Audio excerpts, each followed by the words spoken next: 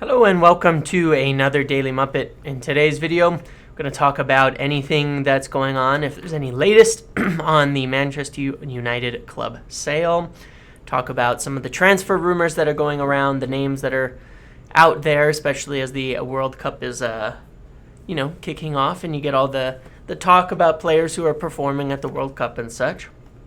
Talk about, players like Sommer, Cody Gakpo, Jude Bellingham, all of that, as well as Goncalo Ramos, and then Joao Felix, and then we'll also talk about the friendlies, why some patience is potentially needed with everything that's going on right now. So let's get right into it. Starting with sale news, just to give kind of a general update on this. This is obviously not the type of situation that at the stage where it's at, you're going to be seeing, daily that everything is changing, that there's new news constantly, that there's, tons of things happening, and it's not really like that. It's not going to appear like that at this point. There might be a point later on that it goes that way, but I don't necessarily expect it to be the way of Chelsea, where everything was public out in the open, because one, Chelsea was not a publicly traded company, and two, it was also under the kind of out publicly because it was forced by the government for the sale to occur, so it was not done on the same terms as Manchester United will be sold. So, like I put in the headline there's been talk about interest from the Middle East, obviously, and I wanted to give you the information that I understand it as I've heard. There's been stories about interest from Dubai. There's been stories about interest from Qatar. There's been stories about interest from, the Saudi fund that owned Newcastle. There's an article the other day speculating about these things. But as far as I understand it, the Public Investment Fund is not going to drop Newcastle and buy United. That's not going to happen. Or whichever one it is. I don't know exactly which one owns which one. But Qatar's not going to let go of PSG and go fund buying United. Those things aren't going to happen. Those things are much too complicated. The situations where, someone's going to have to let go of a club and make a sale, do a whole bunch of things. I'm not talking about little minor ownership stakes, but some of these Middle East funds that already own clubs, are already heavily involved in clubs, are not going to be selling their shares and then buying, or selling their stake and doing a whole club sale and then buying into Manchester United. That is not what is expected to happen. It's too complicated. There's too much going on with something like that. So I continue to hear that there are talks now in much more depth with certain American or U.S.-based consortiums or parties, and down to a lot of detail. There's a lot of detail being in talked about, certain things that I can't or won't be sharing publicly at the moment, but down to some details about the deal in terms of what would be offered, what is wanted, what the Glazers are asking for. It's a little more complex than just this much money. But they're getting into details on that. And so I still have the impression that they prefer to sell to an American or U.S.-based party, because I am hearing and seeing that they're talking to U.S.-based parties in so much detail. That must be the direction that they're leading. Could they be having the same conversations with somebody else? Possibly. I'm just not hearing about that at all. I know they are having distinct, detailed discussions with groups in the U.S., and so it continues to be that. And so, but there's some details and things that I cannot share on a public basis right now. That sometimes I talk about more things in Discord and in these areas and Patreon and things, but usually when it comes to something with this sale, I have to be careful. So I can't put out a lot of details about certain things, and we'll see when I can, or if I can. But at the moment, it's just that there's a lot more depth to the discussions with American parties. That's all I've heard in a general sense. And so that leads me to believe they're still leaning in the direction of U.S. or American parties, consortiums who are interested in buying the club right now. Now, in terms of some names that are coming out there transfer-wise, names like Joao Felix, Jude Bellingham, I'm following up on something regarding Joao Felix because he very, very much absolutely wants to leave Atletico. I think that's pretty obvious out there. He's also quite interested, from what I've heard from it seems like a very good source on this, quite interested in joining United. He would be happy to make the move. However, that is not to say that there's been any contact between United and his camp or United and Atletico, or that the interest goes the other direction and that it would be a viable purchase. So I might find out something about this later in the week, but that's just what I'm hearing right now. He would be interested in joining if the interest came from United and if it was a viable purchase, but from the reports that are out there, it sounds like PSG. I haven't heard much in terms of United. Other striker names, I want to talk about Goncalo Ramos because obviously he's the big name from having a hat trick yesterday, starting over Cristiano Ronaldo and leading Portugal into the semifinals. He's having a great year. And in October, I mentioned that United have been scouting him. They have. They're likely to scout him further. They've been looking a lot at strikers across the board. The problem with Goncalo Ramos at this point in time is prior to the season he's having, it was viewed that he might be more viable in terms of a purchase price in the 50-60 million range. With the season he's having, plus the performances now at the World Cup and the trajectory he's at, and then factor in what they sold Nunez for, he is going to be in the 100 million range at this point in time. Coming up on summer, he's going to be in the 100 million range for a purchase again.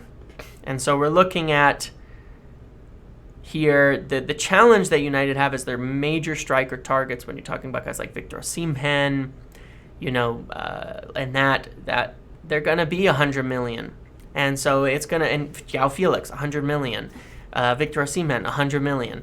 Goncalo Ramos, 100 million. So the biggest striker targets we've been speaking about, they are going to be 100 million. Can they afford it? Right now, no.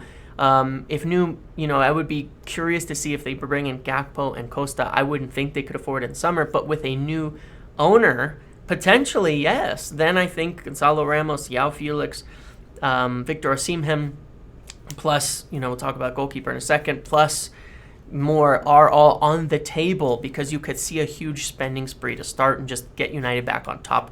You could see that. It's hard to predict with new investors if that's going to be the case, but you could see that happening. So it's another name to keep on the list. But in the meantime, the immediate target is still Cody Gakpo. And January is expected to be around 50 million. And Ten Hag is pushing for the Glazers to make an offer. It's, again, still unknown whether they're going to open up and spend the money on Cody Gakpo. But that is who Ten Hag has been asking for. Just to finish on that, when we talk about Jude Bellingham, names like that, obviously of interest to United. Jude Bellingham has been for some time, but the reality of purchasing him is down the list. A striker is needed, maybe 2 forwards. The goalkeeper situation needs sorting, which we'll talk about. It just gets complicated when you're talking about when you look at the kind of money we've been just talking about in terms of strikers and forwards. It's complicated, and then I think that Jude Bellingham is more destined for, another club. For whatever reason, it just seems like obviously that he's leaning, Liverpool or Madrid or somewhere like that, and it's not going to be United. That's the impression I've had for some time. It's been very, very quiet in terms of the reality of dragging Jude Bellingham to Old Trafford in speaking to people connected to United. It hasn't been very optimistic, maybe because of the last experience. But either way, it hasn't been very optimistic. There's a lot of news about Jan Sommer as goalkeeper for Manchester United, and it's a weird one. I think that Sommer could be a goalkeeper target if they decide to keep David De Gea on his wages and want them competing with each other. But in general, I can say for certain that Diogo Costa is still top goalkeeper target for Manchester United should they move on from David De Gea and Dean Henderson.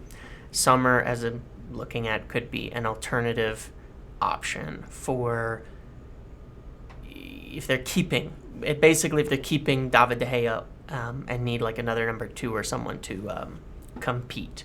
So that's the situation there. In terms of friendlies, United have a game today. a friendly game in Spain, and Sancho being left behind. This is an interesting one. Some time ago, I was told that this whole Sancho situation, some time ago I was told that there was a possibility that Sancho could be let go, that he was unhappy, that the club were Ten Hag was kind of unhappy with how things were going with him. Now, it's far too early to say that that is the case. Not being there for the friendlies is certainly, an indication that he has a lot to work on from a personal standpoint to get back into the, the graces of the team and all of that and of Ten Hag. So it's a tricky situation there. It's too early in the season to say, yes, Sancho will be sold in summer, but when you look at the forwards and you look at the outs, if he doesn't get back on track, and you have, let's say they buy Gakpo, and you have Martial, Gakpo, Rashford, and Antony, letting go of Sancho to bring in a fifth one and getting funds for that isn't outside the realm of possibility. Same with, he's not on the top of the list, I would say, for outs, where I would say you have, the players who are being let go on freeze, and then you have like a center back, Donny van de Beek, potentially Fred if they're going to move for a midfielder. Sancho, the same thing. Those are where some decisions have to be made. If he cannot get back on track by end of the season, do you let him go to get some funds and wages so you can spend a lot on a big striker in addition to Gakpo and end up with 5 consistent first-teamers potentially? I'm not saying I would agree with that or that that's what's going to happen, but it's too early to say. But it's not encouraging, no matter what is said, that he's not there with the team. To me, it's not encouraging at all. There's reasons for it. There's reasons they're unhappy with him and feel he may not be so committed to things at the moment, and he's got to fix it. He's got to fix it. I'm not saying he won't. I hope he does. I think he's a great player who could play across the front three and would be very valuable to the team.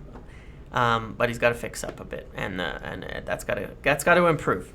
So and then the last thing I would just say is patience, because again, there's I know people are going to get real frustrated if we go into January and there's not a lot of news about bringing players in, because it's an exciting season. Ronaldo's gone, but there's a lot of potential in the team under Ten Hag. You can see what's going on. You can see the excitement with the players that are there that are succeeding. But this sale thing has to kind of go through in order for a lot to happen and for things to get back on a normal track. But it's worth it in the long run. It's worth it in the long run. And so it needs patience, because this is what people have been asking for a long time. I'm not saying it's just okay, but you know what you've got and in the current owners. And if they decide not to spend, we need the new owners in there. We need new owners in there and the sale to go through. That's what's been asked for. It's more important than any transfer. And so just patience, see what happens, wait for news. I've been saying for some time, and I think this is still the case, that before the end of the World Cup or by the end of the year, more concrete things will start coming out about the sale. Hopefully it means things are far enough along that discussions can be had about January with the new owners, and things can happen even if the sale's not complete. That's my hope, but it's hard to know how quickly these things can move. It's been a long time. We started talking about this in August. Took a long time to come out. It's moving slowly through the processes behind the scenes, but very quiet. And